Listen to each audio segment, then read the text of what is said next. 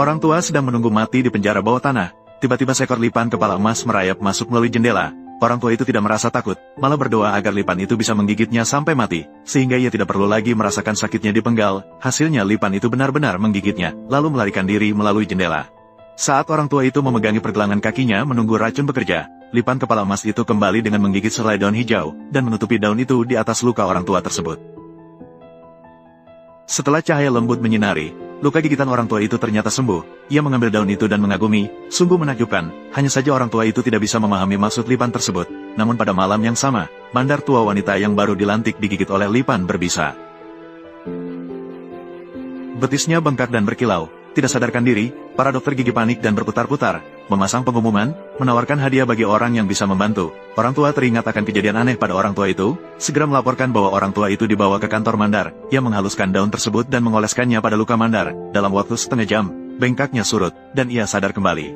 Mandar itu merasa berterima kasih atas pertolongan yang diberikan, berjanji akan menyelidiki kasusnya dengan teliti, membuktikan bahwa ia tidak bersalah. Peristiwa ini harus dimulai dari banjir bandang 6 bulan yang lalu. Pada hari itu, orang tua mengayuh perahu kecilnya di danau untuk memancing. Tiba-tiba awan gelap menumpuk di atas kepala, petir menyambar langit, dan seketika hujan deras turun. Angin kencang menggulung ombak besar, menghantam badan perahu. Air danau naik dengan cepat. Tidak lama kemudian, tanggul di hulu pun runtuh dengan keras. Banjir yang mengamuk membawa puing-puing rumah dan kayu patah datang dengan deras. Perahu kecil orang tua itu seperti sehelai daun yang jatuh, terombang-ambing di tengah gelombang.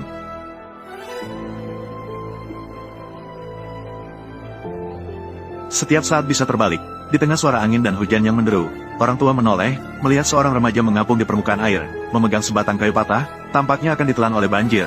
Dia menggigit giginya, berusaha keras mengayuh dayung, mendekatkan perahu, dan mengulurkan tangan untuk menarik remaja itu ke dalam perahu.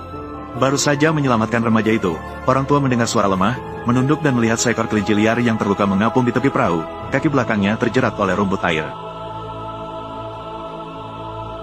Sedang berjuang mati-matian, dia merasa tidak tega dan mengulurkan tangan untuk melepaskan rumput air, mengangkat kelinci itu ke dalam perahu, dan setelah mengayuh tidak jauh, dia merasakan perahu bergetar di bagian bawah, menunduk untuk memeriksa. Ternyata seekor lipan dengan kepala emas, setengah tubuhnya terjerat rumput air, perutnya terluka dengan goresan halus, mengeluarkan cairan berwarna hijau muda, tampaknya sudah tidak bisa bertahan lagi. Orang tua itu menghela napas. Dengan hati-hati ia merobek rumput air, lalu merobek sepotong kain bersih dari ujung bajunya. Lembut membungkus luka lipan itu agar jerami tidak mengganggunya, dan bahkan mencari selembar kertas minyak untuk diletakkan di sudut kabin kapal, baru ia meletakkan lipan itu di atasnya. Tidak tahu sudah melayang berapa lama, hujan perlahan berhenti, awan gelap mulai menghilang, dan sinar lembut muncul di tepi langit. Banjir telah surut lebih dari setengah, perahu tua itu akhirnya bergetar. Ia berlabuh. Pertama-tama ia meletakkan kelinci liar di semak-semak, lalu meletakkan lipan berwarna emas di atas batu yang kering dan terkena sinar matahari, memperingatkan mereka untuk pergi ke tempat yang lebih tinggi, menghindari genangan air yang tersisa.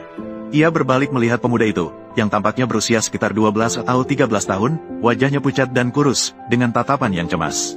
Orang tua itu bertanya tentang latar belakangnya, pemuda itu menjawab bahwa ia tidak memiliki ayah atau ibu, banjir telah menghanyutkan satu-satunya tempat tinggalnya.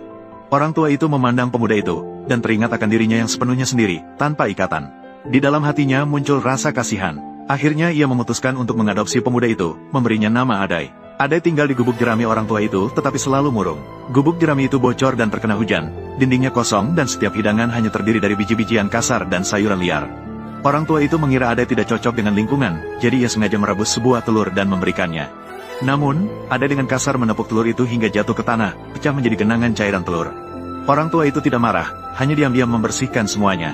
Selama mengirimkan 3 bunga merah kecil, kedepannya pasti akan berjalan lancar, berlimpah ruah, lalu berbalik pergi ke tepi danau untuk memancing, ingin menukar lebih banyak beras dan tepung agar Adai bisa makan dengan baik. Untuk membesarkan Adai, orang tua itu setiap hari pergi keluar sebelum fajar, mendayung perahu kecil di danau, baru kembali dengan tubuh yang lelah di sore hari. Semua uang yang didapatnya dibelikan makanan untuk Adai, tetapi Adai tidak hanya tidak berterima kasih, malah semakin nakal. Dia diam-diam pergi ke desa dan memasukkan tawon ke dalam tas anak-anak di rumah lain. Akibatnya, anak itu menjadi bengkak dan merah di wajahnya. Dia melemparkan kain yang dijemur tetangganya ke dalam kubangan. Melihat orang itu marah dan putus asa, dia tertawa terbahak-bahak. Dia juga melempar batu ke dalam sumur di pintu desa, ditangkap oleh warga desa, dicengkeram telinganya dan dibawa ke depan orang tua itu. Tidak lama kemudian, kenakalan Adai mendatangkan bencana besar. Dia diam-diam menaburkan abu panas dari kompor ke dalam kerah baju anak tetangga. Setelah anak itu menangis keras karena terbakar, Dia mengangkat sepotong obat, orang tua anak itu datang dengan membawa orang lain, memegang tongkat, marah-marah meminta orang tua itu membayar biaya medis dan biaya nutrisi. Orang tua itu melihat anak yang menangis dan berteriak, lalu melihat warga desa yang menyeramkan, hatinya merasa cemas dan sakit. Dia sendiri sangat miskin, belum lagi membayar ganti rugi, bahkan untuk makan kenyang pun hampir tidak bisa. Dari mana dia bisa mencari uang?